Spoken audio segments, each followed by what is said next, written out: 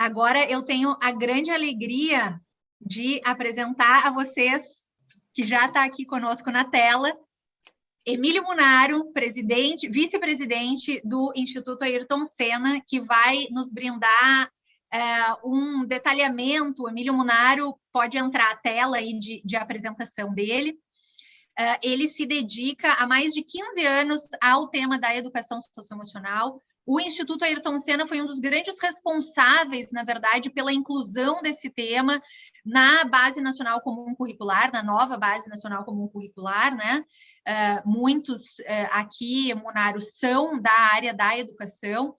Então, vice-presidente do Instituto Ayrton Senna, formado em Tecnologia da Informação e Administração de Empresas, e pós-graduado em Administração Internacional. Munaro tem extensa passagem por multinacionais e há mais de 15 anos dedica-se ao estudo da educação pública brasileira e mundial, com foco em desenvolvimento socioemocional, tecnologia e inovação. Sem mais, Munaro, muitíssimo obrigada pela participação hoje aqui conosco. A palavra é tua.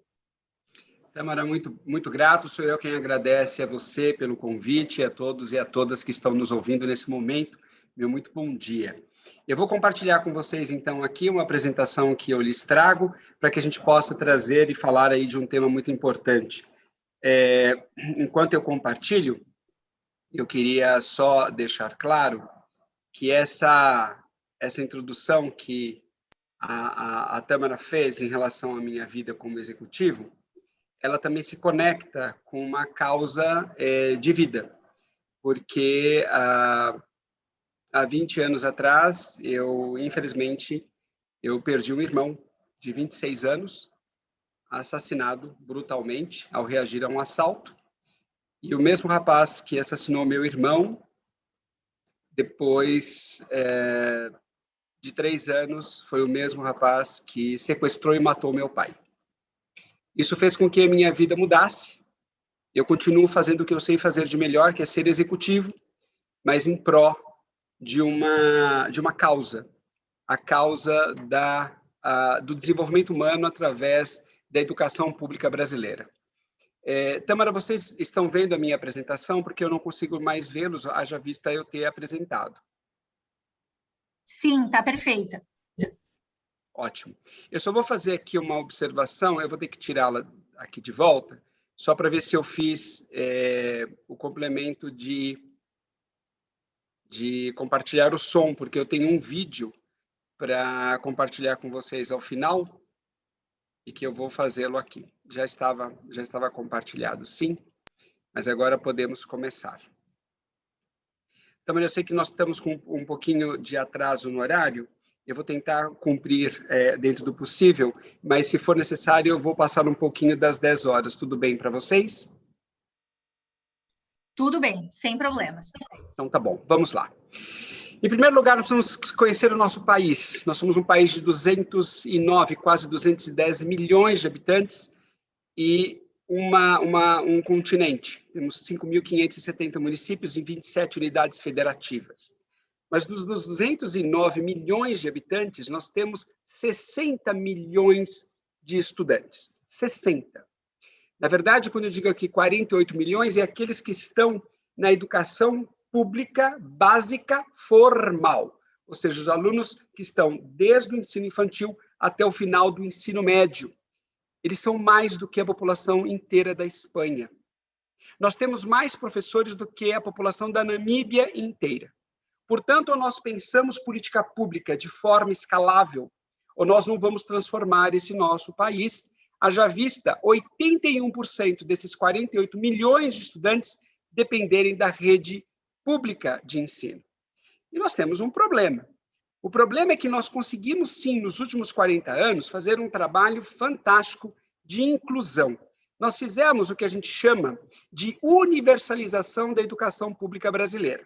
Como vocês podem perceber aqui, os 20% mais ricos do nosso país, ou os 20% mais pobres, têm os seus filhos, aos 6 anos de idade, corretamente matriculados nas escolas públicas ou privadas brasileiras.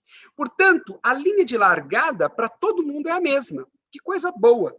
Mas, infelizmente, não a linha de chegada. A linha de chegada, ela nos traz que, hoje, De cada 10 alunos que entram na educação pública brasileira, somente 6 vão se formar, sendo que os 20% mais ricos chegam a formar quase que 90% desses jovens aos 19 anos de idade no ensino médio, ao passo que os 20% mais pobres chegam a formar menos de 40%. E aí a pergunta é, além dessa formação, o que mais nós temos? Nós temos o detrimento da qualidade dessa educação que precisa realmente de um apoio estrutural, porque de cada 10 crianças que entram no primeiro ano, somente 6 delas vão concluir o ensino médio aos 19 anos, sendo que, mesmo as que formam, 30% sabem adequadamente a língua portuguesa e menos de 10% sabem adequadamente matemática. A pergunta é, o que é que isso gera? Essa desigualdade.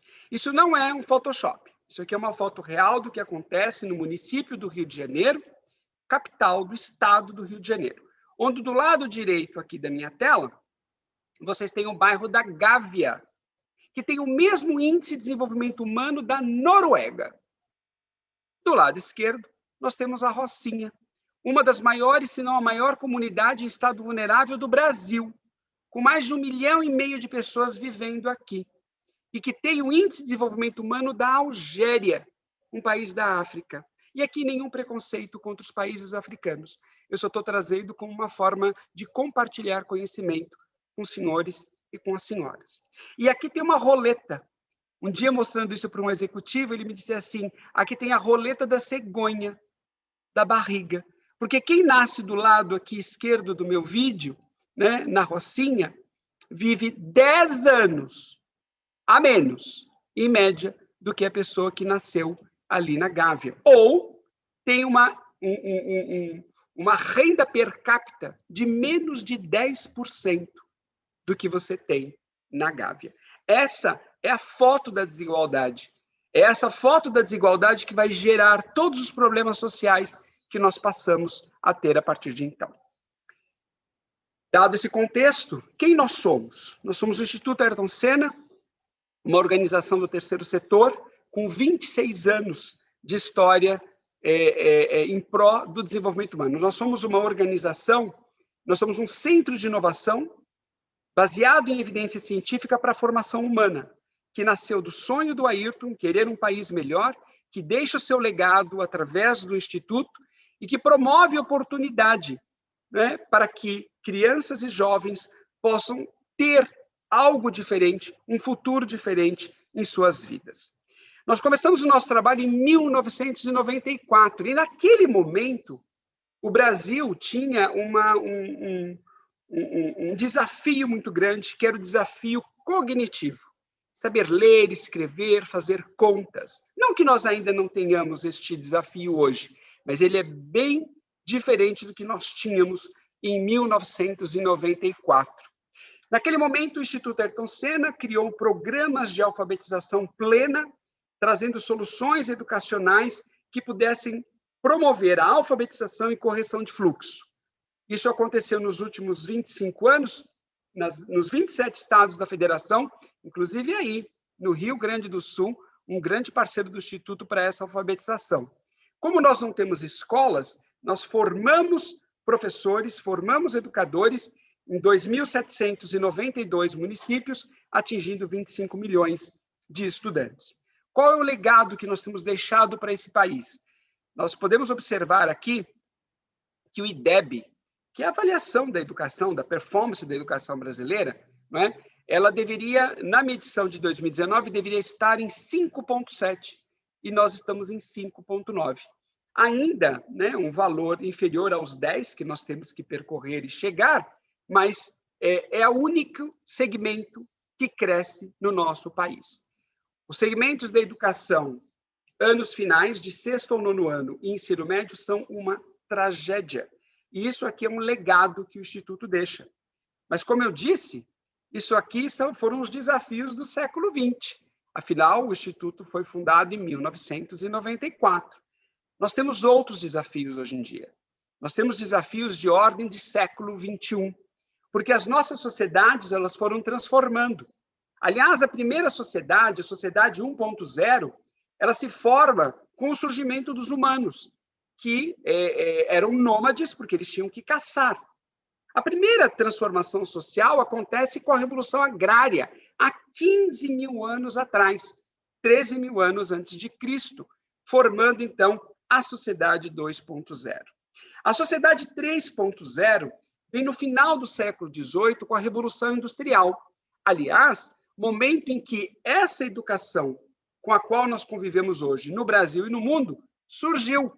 Foram os iluministas que trouxeram, no final do século XVIII, a educação cunhada da forma que ela é.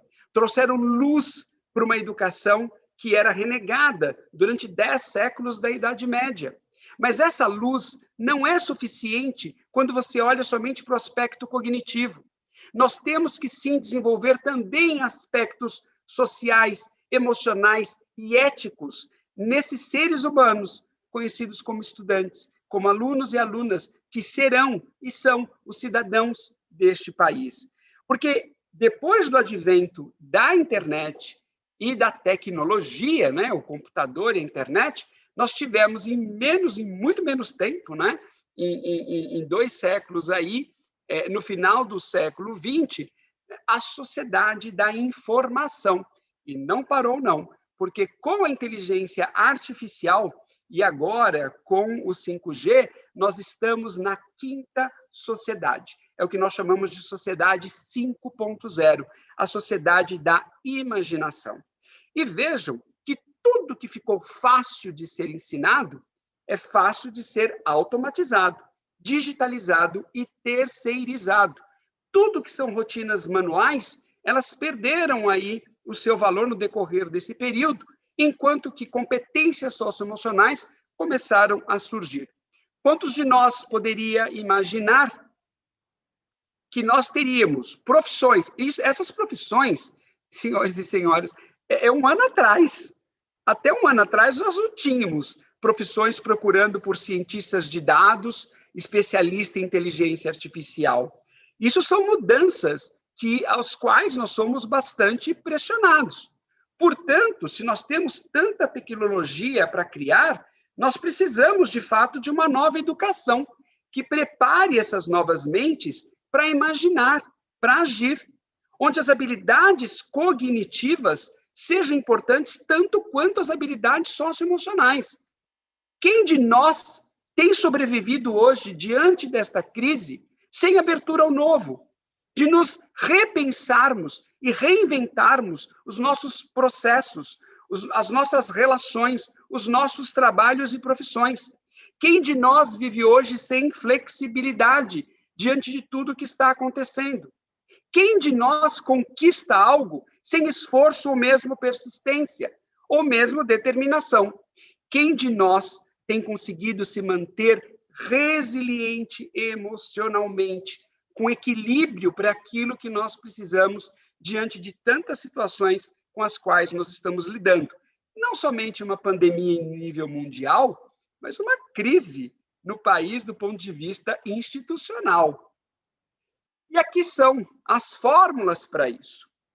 O Instituto Ayrton Senna desenvolveu um mapa de competências socioemocionais baseado numa teoria conhecida no mundo como Big Five Traits.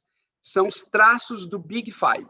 São 5 macrocompetências com 17 facetas.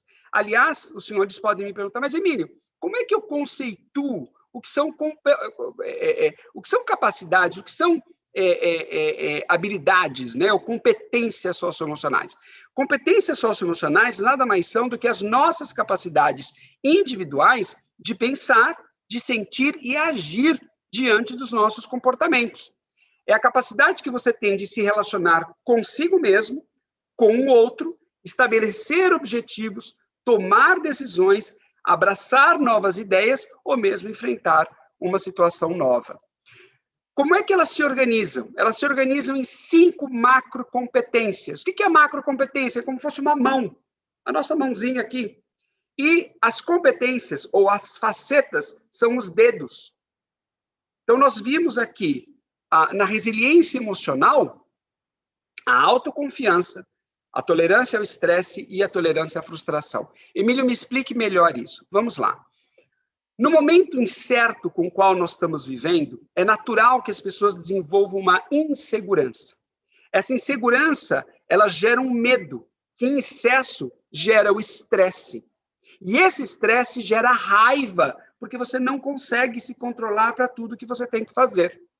O contraponto dessa insegurança é o quê? É a autoconfiança. Na hora que eu trago munição para que esse aluno, essa aluna, esse ser humano desenvolva autoconfiança, automaticamente o medo diminui e a tolerância ao estresse ela se mostra presente. E havendo a tolerância ao estresse, eu crio a tolerância à minha frustração. Mas eu não vivo somente comigo, não é verdade? Eu preciso me engajar com o outro. Eu preciso ter a iniciativa social para poder me aproximar de outras pessoas e, de forma assertiva, criar esse relacionamento, o qual não acontece sem amabilidade. A gente não consegue criar relações sem empatia, sem se colocar no lugar do outro, sem o devido respeito e sem a confiança. Porém, nada na nossa vida acontece que não venha pela autogestão. Ter foco, responsabilidade, determinação, persistência e organização são os atributos que nós precisamos para fazer com que as coisas aconteçam. E, por fim, a abertura ao novo. Esses são os componentes que nós reunimos para poder o quê? Desenvolver esse ser humano. E não há lugar melhor do que a escola para que a gente possa fazer com que esse trabalho seja desenvolvido.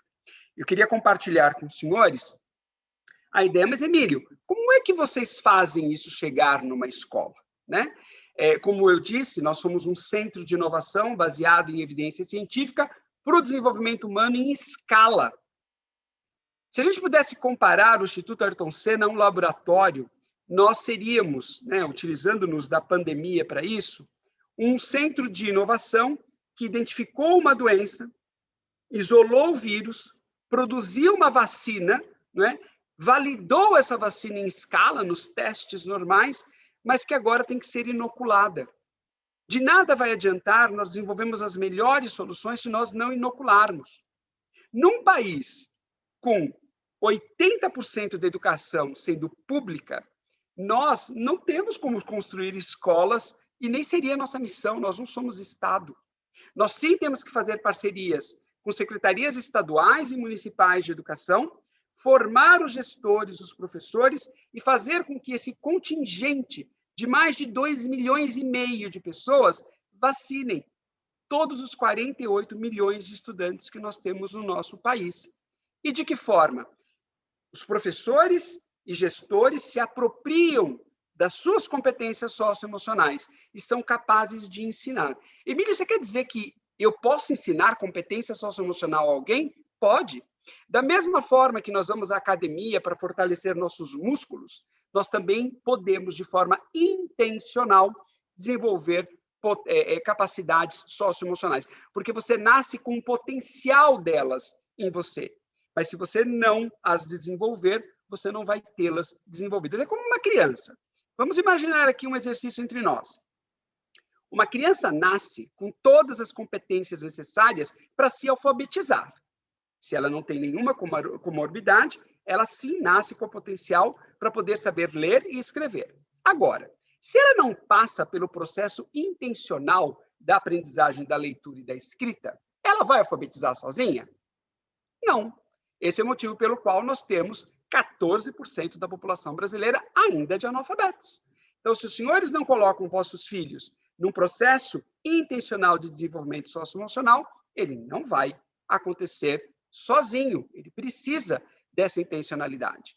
O depoimento que vocês vão ver agora a seguir é de duas alunas que diziam que não sabiam o que estavam fazendo das suas vidas. E quando conhecem as competências socioemocionais, elas realmente despertam para uma outra realidade de vida. Inclusive, uma delas diz que perdeu a mãe aos 6 anos de idade. E a gente poderia se perguntar, o que falta uma garota quando perde a mãe aos 6 anos de idade? Vai faltar o acolhimento materno, a referência feminina. Não, não. Ela tem um pai muito bem constituído e ele vai aproximar a família dessa menina. Não foi o caso. Infelizmente, ela perdeu a mãe aos 6 anos de idade, assassinada pelo pai. Vamos ver como é que ela nos conta essa história.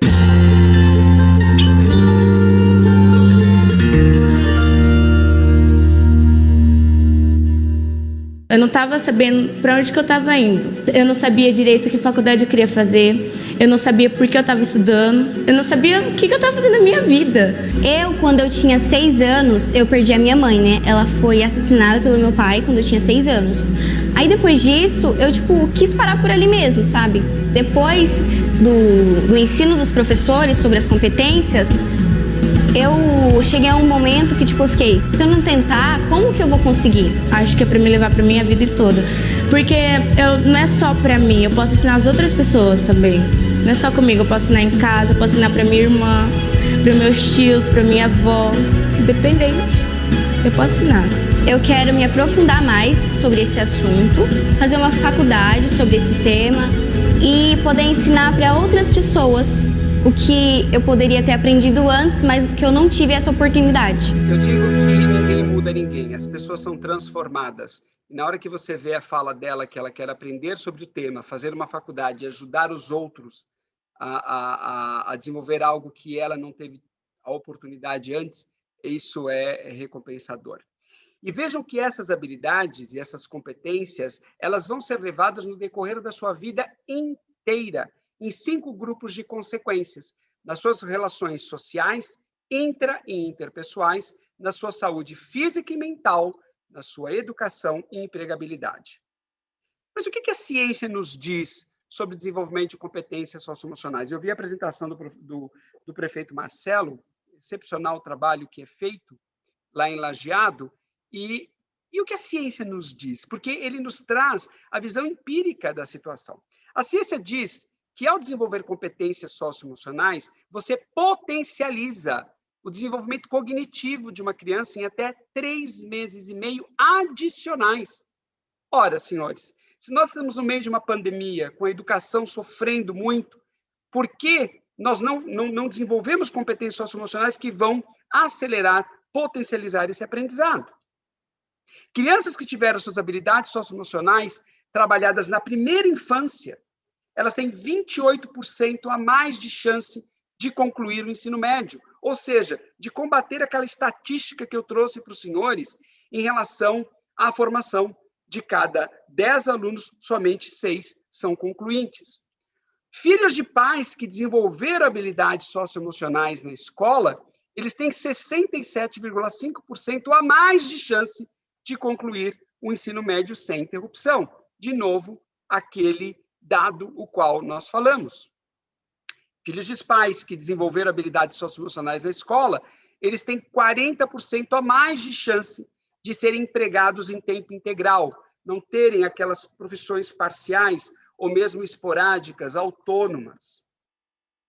Adolescentes em situação vulnerável, né, em relação à violência, ou seja, envolvimento aí com a criminalidade, eles apresentam 3 vezes menos cooperação, compaixão, tolerância, confiança e respeito. Eles não têm amabilidade. É por isso que eles fazem o que eles fazem. Por isso, no momento em que você traz esses componentes, você consegue endereçar isso de uma outra forma. Filhos de pais que desenvolveram as habilidades socioemocionais na escola têm 50% a menos de chance de serem suspensos da escola, de envolverem-se em abusos de substâncias ou de serem encarcerados. E, por fim, crianças que tiveram habilidades socioemocionais trabalhadas na primeira infância têm 52% a menos chance de ser preso. Portanto, senhores, esse é a nossa construção. Nós iniciamos um trabalho em 97 que, 10 anos depois, virou política pública no país através do IDEB. O mesmo trabalho que iniciamos no Horizonte Socioemocional em 2008, ele também, depois de 10 anos, vira política pública no Brasil e se torna a Base Nacional Comum Curricular. Nós temos que pensar o Brasil enquanto política pública. Enquanto pensarmos em uma escola aqui, outra ali, ou aquilo que está na minha vizinhança, nós não vamos enxergar o todo dessa nação continental que nós temos em mãos. O Instituto trabalha desse lado, com pesquisa e desenvolvimento de um lado e disseminação desse conhecimento do outro. E temos a honra de sermos a primeira ONG a sermos considerados uma cátedra de educação, ou seja, um produtor de conhecimento. Somos também parte da OCDE, temos todos os nossos relatórios anuais auditados pela PricewaterhouseCoopers, porque nós somos uma organização que necessitamos de captação de recursos, porque todo e qualquer projeto que o Instituto faz para as redes públicas brasileiras é 100% gratuito. Nós não aceitamos recursos do setor público brasileiro ou mesmo mundial. Tudo que fazemos são com recursos próprios e doações de organizações. Como Ayrton disse, numa homenagem que fora feita a ele recentemente na Itália, os ricos não podem viver numa ilha rodeada por um mar de pobreza. Nós respiramos todos o mesmo ar. Devemos dar a cada um uma chance, ao menos uma chance fundamental. Era isso que eu tinha para apresentar para os senhores e para as senhoras. É um prazer estar aqui compartilhando essa mesa aqui pela manhã. E, Tâmara, parabéns pela iniciativa. Emílio, muitíssimo obrigada porque a tua fala se encaixou perfeitamente daqui, ó, fenomenal, né? Chegou um adjetivo que eu acho que, né, me representa também, ao alinhar e aliar mais conhecimento, né? Que honra aí conhecer Emílio Munaro. Eu também me senti muito honrada quando a gente conversou, né? Para convidar o Emílio para estar aqui, porque o Instituto Ayrton Senna realmente é uma instituição, é uma joia do Brasil, né? Então a gente tem muito orgulho de te ter aqui, Emílio, e de estar estabelecendo, né, essa relação também como Instituto Cidade Segura, com o Instituto Ayrton Senna.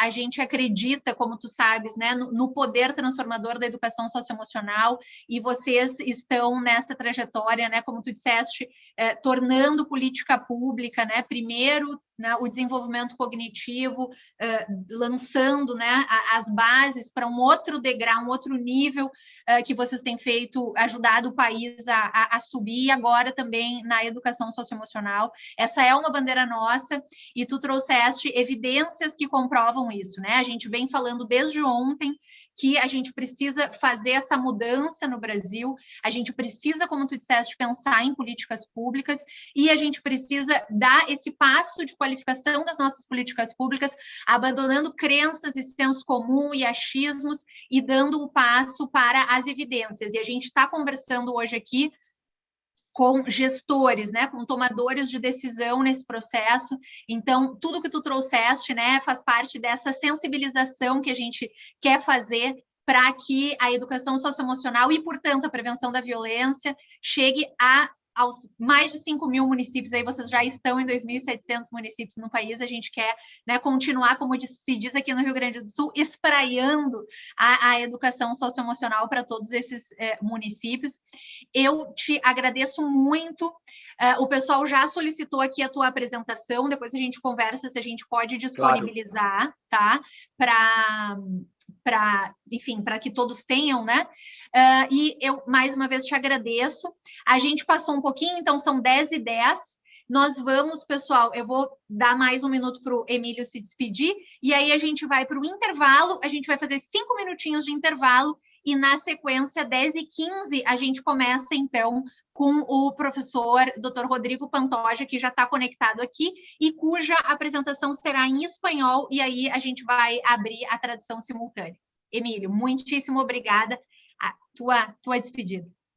Também muito grato a você, mais uma vez, a todos e a todas que nos ouviram e nos veem aqui nesse momento. A gente crer que é possível, sim, fazer essa transformação social.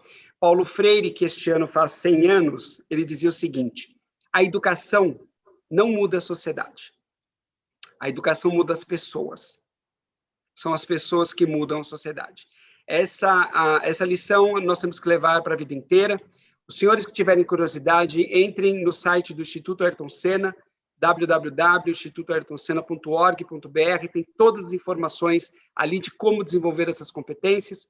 As minhas redes sociais são todas como o meu nome, Emílio Munaro. Eu posto sempre assuntos relacionados a isso, seja no Instagram, no Facebook, sejam muito bem-vindos. Tâmara, mais uma vez, muito grato. Nós vamos seguir nossas conversas a posteriori, eu tenho certeza disso, e foi um prazer ter estado com vocês. Um excelente dia. Tchau, tchau.